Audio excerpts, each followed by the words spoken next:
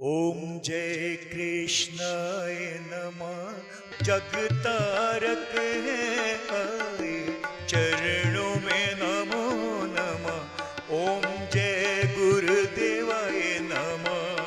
भक्त वत्सल कृपालु, कृपा है करते स्वामी, कृपा है करते, झोलियां है भरते। ओम जय गुरुदेवाय नमः। पति पत्नी रहेगा, तो ये रह रहा है ना। पहले माँ बाप दादा दादी सब रहते थे, कुछ भी होता था। गाड़ी में चलता है, तुम लोग कार देखा है कि नहीं देखा है? ये भी पूछे कार कितना आदमी देखा है? कार में सकजरभर होता है, देखा है? सकजरभर क्या करता है? जर्किन में जो बैठा रहता है, तो वह जर्किन में जो उठा पटक होगा बैठने वाले को, वह जर्किन सब पी जाता है। सकजरभर शक कर लेता है, इसलिए नाम उसका सकजरभर। वह शक करता है। जितनी बड़ी गाड़ियां रहती है उतना ही उसका वैसा बनावट होता है कि जरा भी जर्किन ना हो। बड़ी गाड़ियों, कीमती गाड़ियों का यही है, शक कर लेती है, अंदर बैठने वाले को जरा भी जोखिम ना हो। माता पिता दादा दादी क्या होते थे परिवार के? सकजरबर होते थे। समझा? तुम्हारा लड़का पैदा हुआ, अब तुम्हारे माता पिता दादा दादी कब पाल दिए बच्चे को पते नहीं थे। पता चलता था? बच्चा को नहीं पता, यार तू अपना काम कर, चल हमारा काम है। दादी कहती थी, जब बच्चे का तबीयत खराब होता था तो बूढ़ी दादी पतोहू को क्लास लेती थी। क्या खाई है? ठंडा पी खा लिया है? अचार खा लिया है? जरूर गड़बड़ किया कि हमारे नाती का तबीयत खराब हो गया। क्लास लगाती थी और उसका खाना बदल देती थी, पतोहू का खाना बदल देती थी, और उसके बच्चा का तबीयत ठीक हो जाता। बोलो, याद है तुम लोगों को पुराना परंपरा? आज सास की हिम्मत है क्लास लेने का? आज पतोहू क्लास ले लेती है सास का। पतोहू क्लास लेती है सास का। यह जो है अहंकार बढ़ते गया है। क्योंकि हम देहात के हैं, देखे हैं बचपन में, बच्चा को तेल लगाना है या अबटन लगाना है या दूध पिलाना है, दादी कहती थी हमारा काम है, तू अपना काम कर। ये बच्चे के प्रति तुम्हारा ना, हमारा बच्चा नहीं है, मेरा बच्चा है, मैं देख रही।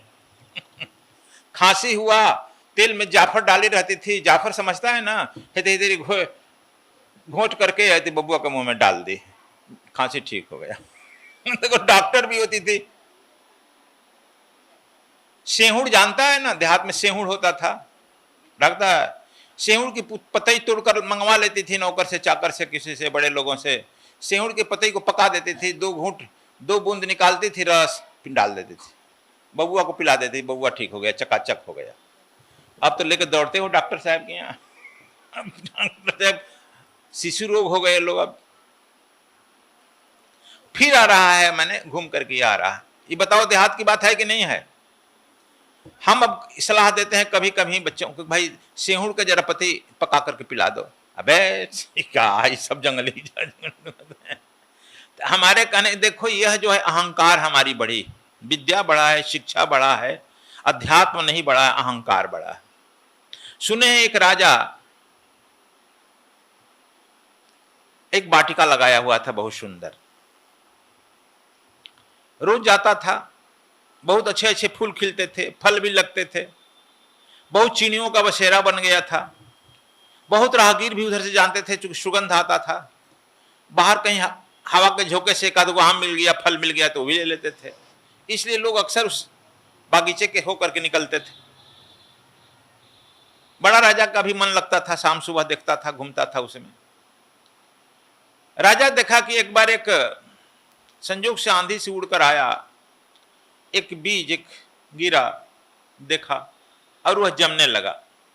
राजा को उत्सुकता हुई कि कौन सा जम रहा है, जमने दो। बड़ा जम गया तो पेड़ भी चलने लगा, वो छोड़ दिया, बड़ा अच्छा, बड़े बड़े पत्ते निकल रहे हैं। लेकिन वह पेड़ बड़ा जल्दी तैयार हो गया, उस पेड़ में बड़े अच्छे फूल भी आए। राजा कहा अच्छा, ही अपने आमने जाम कर फूल आ गया यार, हमें एक बार उखड़वाया नहीं।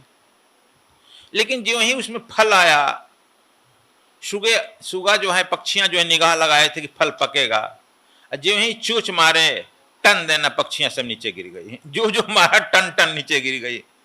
कहा गया तो विष वृक्ष है।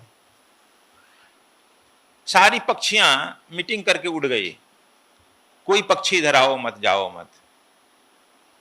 फल जब पक गया तो सड़ने लगा, कोई पक्षी नहीं खाएगा तो क्या होगा, सड़ने लगा, बड़ी दूर दूर तक दुर्गंध जाने लगा। राहगीर भी छोड़ दिए, राजा भी छोड़ दिया, उसमें जाने से छोड़ दिया, माली भी छोड़ दिए। अब विष वृक्ष बहुत जम गए, जाएंगे कि नहीं, फल गिरेंगे, जमेंगे, बहुत जीव जगह, दूर दूर तक उसे कोई जाता नहीं था, न पशु न पक्षी न राहगीर।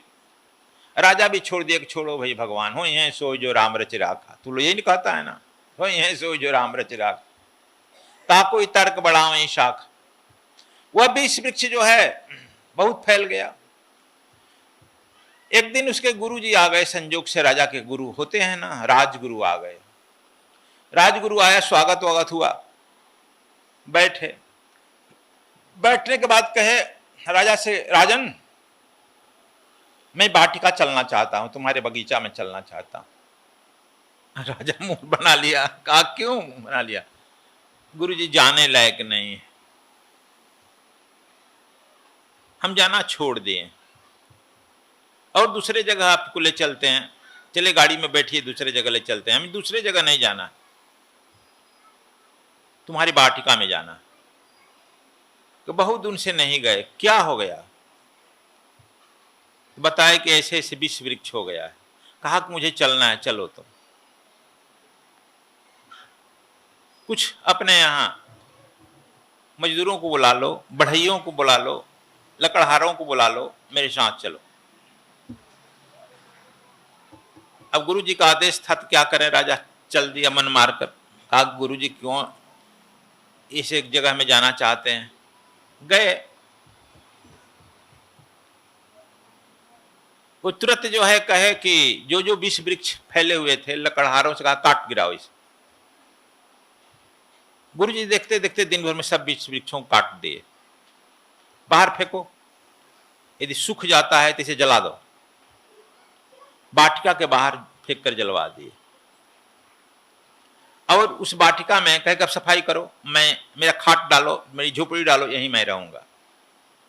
राजा बहुत कहा कि आप रहिएगा तो हम लोग पति पत्नी आना पड़ेगा सेवा में। कहा कि मत आना, लेकिन मैं अब यहीं रहूंगा। मैं नहीं कुछ दिन आया, तुम्हारे इतना विष वृक्ष लगा दिया तुम राजन,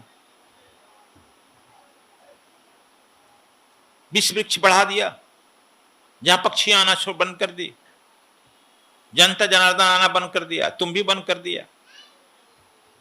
अब एक आध महीना डेरा डाल दिए गुरुजी। एक आध महीना फिर वह वाटिका चमन हो जाएगी कि नहीं हो जाएगी? वह वाटिका चमन हो गई। फिर जो पुष्प थे मुस्कुराने लगे, हवा सुंदर बहने लगा, पक्षियां लौटने लगी, पुनः आम फलने लगे, फलेंगे, लीची में आने लगे, विभिन्न तरह के फल फूल पुनः उसी तरह से हो गया, होने लगा।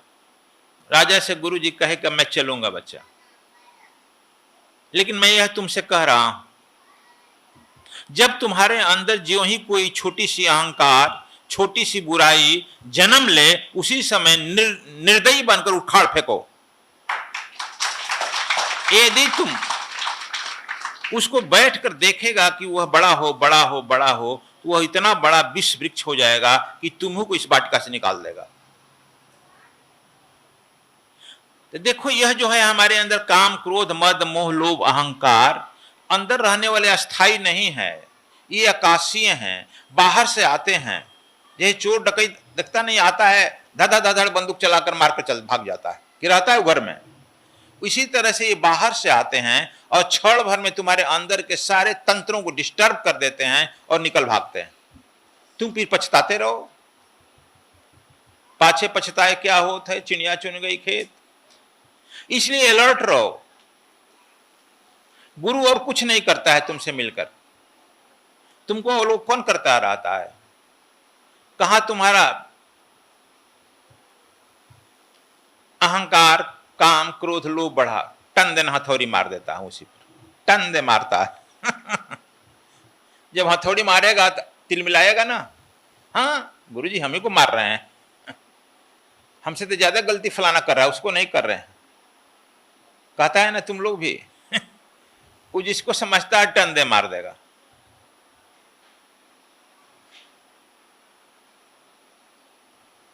तुम्हारे अहंकार को पैदा नहीं होने देगा। जैसे तुम लोग अभी हनुमान जी महाराज का बात सुन रहा था, हनुमान जी अयोध्या के ऊपर से गुजर रहे थे संजीवनी बूटी लेकर, सुना है ना, संजीवनी बूटी लेकर गुजर रहे थे।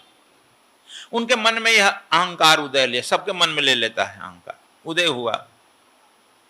यदि मैं नहीं होता, अयोध्या के लोग सो रहे हैं, यदि मैं नहीं जाऊंगा तो लक्ष्मण जी टंदे मर जाएंगे। राम जी के यहाँ संदेश पहुंच गया कि तो बड़ा हमारा अभिन्न भक्त है, तो अहंकार आ गया, किसी के भरोसे हम जिंदा हैं समझा, आ गया ना। तो देखो जो जितना प्रिय रहता है उसको टन देना तुरंत मार दिया जाता है। तब तक से भरत जी देखे, कहे कि हमारे ऊपर से कोई जा रहा है, टन देना मार दिए। तो सुना है कथा, टन दे मार दिए, फट फट से न गिर गए नीचे पहाड़ लिए हुए। श्री राम जय राम कहते हुए बेहोश हो गए। भरत जी वैद्य बुलाए, डॉक्टर साहब को फोन ऑन किए, गए लोग लोगों को होश में आए। भरत जी पूछे कि भाई आप कौन हो? श्री राम कह रहा है मैं तो अभागा भरत हूं। अभागा भरत, पापनी के कई का पुत्र भरत, भगवान राम के जंगल भेजने वाला भरत। तुम कौन हो? कहा कि मैं हनुमान हूं। नाम सुने थे, हनुमान तुम ही हो? था क्या लेके जा रहे हो? तो संजीवनी बूटी। किस लिए? भैया लक्ष्मण को बाण लगा है, घात लगा है, मूर्छित हैं, सूर्योदय के पहले मैं नहीं पहुंच जाऊंगा तो मृत्यु हो जाएगा उनका। अब भरत जी विलाप करने लगे, अरे मैं बड़ा भागा हूं, जंगल भिजवाया और लक्ष्मण के मृत्यु का कारण भी बनूंगा। लेकिन हनुमान जी सजग हो गए। जो चतुर आदमी है सजग हो जाता है। कहा कि आपकी गलती नहीं है। कहा कि तब मेरी गलती है। आपकी क्या गलती? आप तो सेवा में लगे हो ना। मैं सोचा कि मैं नहीं रहूंगा तो लक्ष्मण भैया मर ही जाएंगे। क्षण भर के लिए प्रभु राम के आस्था मेरी हट गई और अपने पर केंद्रित हो गई।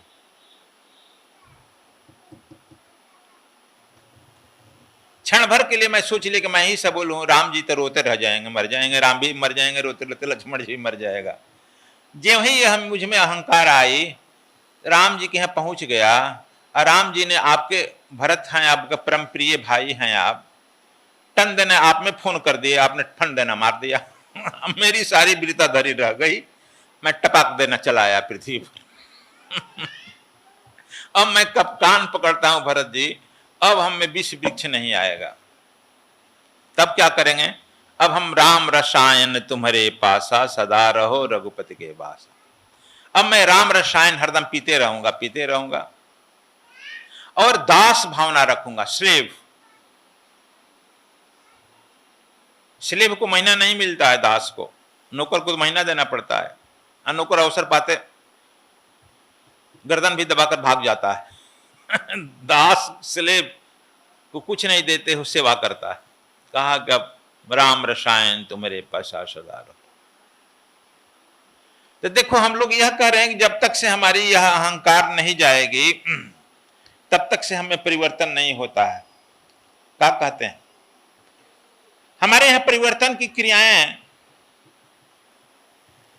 24 घंटा चलती है, तुम महसूस नहीं करते हो। जब साधना हम देते हैं और तू साधना में उतरते हो, ठीक ठीक। अब तो हम विशेष साधना भी करते हैं, स्वर साधना का, कुंडलिनी जागरण साधना, प्रेम साधना। इस बार फिर जो है नवरात्र जो होगा हिमालय पर बद्रीनाथ में होगा प्रेम साधना। और कोविड में बहुत लोग मर गए हैं टनाटन फटाफन। कोविड में इन लोगों का पितृ साधना भी होगा। तो हम यह करेंगे, हमें परिवर्तन जो दीक्षा दिया जाता है, साधना शुरू करते हो उसी क्षण से परिवर्तन शुरू हो जाता है। लेकिन तू लोग कहते कुछ मालूम नहीं हो रहा है। आम का वृक्ष तू बो देता है आम के वृक्ष में बोते ही परिवर्तन शुरू हो जाता है कि नहीं हो जाता है? पूछे कैसे? आम के वृक्ष जब बो देता है तो परिवर्तन शुरू हो जाता है, धीरे धीरे बढ़ता है, और 5 साल होने के बाद जनवरी में मोर आता है ना, मोजर, जनवरी में मोजर आ जाता है, फरवरी में टिकोरा भी हो जाता है, मार्च में आम की चटनी मिलने लगती है, अप्रैल और मई में तो आम पक भी जाता है। लेकिन वह आम की घटना जो है जब तुम लगाते उस समय से घटने लगा, घटने लगा, आम बनने की प्रक्रिया चालू हो गई। और जब आम पकता है, लीची पक रहा है, हम देखे खूब मीठा, खूब खाते हो चकाचक, लेकिन आम के पत्ती को, लीची के पत्ती को लगो चबाने, मीठा लगेगा? डाल काट के डाल के अचार डाल दो बनेगा? डाल खाओ, जड़ खाओ, मीठा लगेगा? नहीं लगेगा। इसी तरह से हमारे अंदर परिवर्तन की प्रक्रिया शुरू हो जाती है। हमको चुप मौन रह करके अपना काम करते रहो, करते कर्म करहु विधि नाना, मन रखो, अपना काम करते रहो, साधना करते रहो, प्रचार करते रहो, अपना घर का काम करते रहो और प्रभु का भजन करते रहो। तुम देखेगा धीरे धीरे धीरे धीरे ऐसा परिवर्तन आ जाएगा एक दिन, जैसे आम में एक बार फल आ जाता है, फल वह पक जाता है तो अपने आप गिर जाता है, तो किसी को भी वह मिल करके बहुत प्रसन्न होता है कि चलो आज बहुत भाग्य हमारा बदल गया, आज आम मिल गया। उसी तरह से आप भी जब पक जाओगे, पक जाने यानी समाधि में चले जाओगे, पक जाओगे, तो आपसे भी लोग मिल करके बड़े प्रसन्न होंगे कि अरे बड़ा अच्छा आदमी मिल गया। यह प्रक्रिया है, बदलना है। तो इस बार इतना ही हम कहेंगे। अब हम भी अपना मन करेंगे, क्योंकि आप लोग बहुत देर सोच रहा है, लेकिन एक काम करना चलते चलते, बताए हैं कई बार लेकिन भूल जाता है, याद दिला देते हैं फिर। सुबह तुम लोग जब उठो तो देखो कौन श्वास चल रहा है हाथ से।